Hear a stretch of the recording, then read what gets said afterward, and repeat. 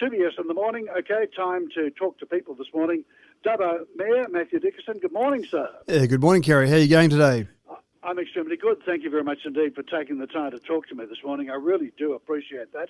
And I take it that, of course, newly elected Mayor, first of all, congratulations on that. Thank you very much. And you must be looking forward to the challenge, I take it? Absolutely. I wouldn't have done it if it wasn't something that you're really looking forward to. And obviously there is a challenge there. There's been a bit of a rocky road that Dubbo's been on over the last few years. So this is a good opportunity to get Dubbo back on track. And with a whole new group of councillors there's only one returning councillor, then that's a pretty exciting prospect. Yeah, and it sort of gives you that good field to work with, doesn't it?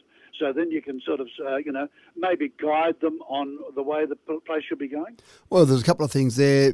In terms of some of the processes and procedures, then the idea is to guide them and just make sure that you can be a helping hand there. But what you don't want to do is guide them too much, because you want their fresh ideas, their fresh enthusiasm.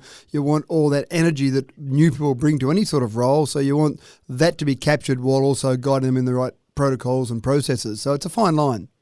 Yeah, it is a fine line. And, of course, local government, as I always say, this is the government of the people, because this is where it affects people mostly, isn't it? This is the real government, Kerry. There's no doubt about that. I've always said that the local government concept is very close to the people, but also it's the doer. It's the things that you see getting done every day. It's the things that you can actually impact and change. And from a perspective of, do you want to be a local government councillor or a state member or a federal member, the exciting about local government is you can see change, and you can see change in a short period of time. Federal government might make a policy change that has an impact in 10 years' time, and how much influence did you have over that whole process? Whereas local government, all the time, my time I've been involved with it, you see people who bring ideas forward, and before you know it, they've come to fruition. So you really are making a difference at a smaller scale, but really making a difference on a day-to-day basis for everyone. Yeah, I must highlight that. Actually, of course, you're not a new BA. You've been around for a while. Well, I'd spent 12 years on council, spent 5 years as mayor, and then when amalgamation happened, when Dubbo and Wellington were amalgamated, as far as I was concerned, I hung up my council robes and it was over and out. But the last few years have been a little bit of a upheaval for Dubbo, and so I thought it was time to, basically say, let's get back in there again and have another go. Yeah, and that's important also, isn't it? I mean, with Wellington in your council area following amalgamation, I mean, you've also got to keep in your back of your mind all the time that that's another area as well, haven't you? Yeah, and that's a little bit different for me, because last time when I was on council, when I was mayor, in 2016 was when I finished last time, I was focused on Dubbo City Council, and so that was my whole focus. We had some little villages around Dubbo, Wongarbin, Geary, Brocklehurst, etc. But now you're really focused on two major centres. So you've got Dubbo as the major centre, you've got Wellington as another part of that. Now Wellington's 50 kilometres away, it's a fair distance away. It's about 10,000 people there in Wellington, so it's another major centre, and it's got some great attributes. It's got things like the Wellington Caves, it's got Burrendong Dam, it's got a different type of community. It's more a farming community. Dubbo's population only has about 2.5% employment in the farming sector, in any sort of related farming sector industry, whereas that's a lot different to what Wellington is. So it's a different environment, and you've got to be conscious of that different environment.